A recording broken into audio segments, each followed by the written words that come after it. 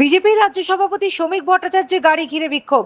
বৃহস্পতিবার তুমুল উত্তেজনা ছড়ালো হাওড়া দাসনগরে আরতি কটন মিলের মাঠে বিজেপি ফুটবল টুর্নামেন্টের আয়োজন করেছে। তারই উদ্বোধনে গিয়েছিলেন শ্রমিক। এদিন শ্রমিকের গাড়ি ঢুকতে ক্রীড়া প্রতিমন্ত্রী মনোজ তিওয়ারির নেতৃত্বে তৃণমূল কর্মীরা শ্রমিক ভট্টাচার্যের গাড়ি ঘিরে বিক্ষোভ দেখান। দলীয় পতাকা নিয়ে সরব হন তৃণমূলের কর্মীরা। স্থানীয় বিজেপি কর্মীদের সঙ্গে ধস্তাধস্তি শুরু হয়। ঘটনাস্থলে যায় বিরাট পুলিশ বাহিনী এবং র্যাফ। মনোজ তিওয়ারির অভিযোগ, প্রায় 5 বছর ধরে কোনো মতে আরতি কটন মিলে কাজ চলছে। শ্রমিকদের বেতন অর্ধেক করে দেওয়া হয়েছে, কোনো বোনাস গ্র্যাচুইটি নেই। শ্রমিকদের নিয়ে মিল কর্তৃপক্ষ ও কেন্দ্রীয় সরকারের কোনো চিন্তা ভাবনাও নেই। মনোজ আরো বলেন, আমাদের সাংসদ এই নিয়ে সংসদেও সরব হয়েছে। বিজেপি কেন্দ্রীয় সরকারে রয়েছে, অথচ মিল নিয়ে ওদের কোনো হেলদোল নেই।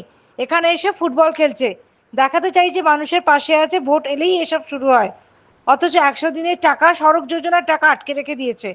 এই বিক্ষোভ নিয়ে শ্রমিক ভট্টাচার্য বলেন, কোন মন্ত্রী প্রতিবাদ করেছেন জানি না।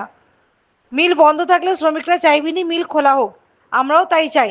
তবে বাংলায় বহু কলকারখানা শুধু তালা পড়ছে না, জমিগুলো বিক্রি হয়ে যাচ্ছে। এই অবস্থা পরিবর্তন আমরাও চাই।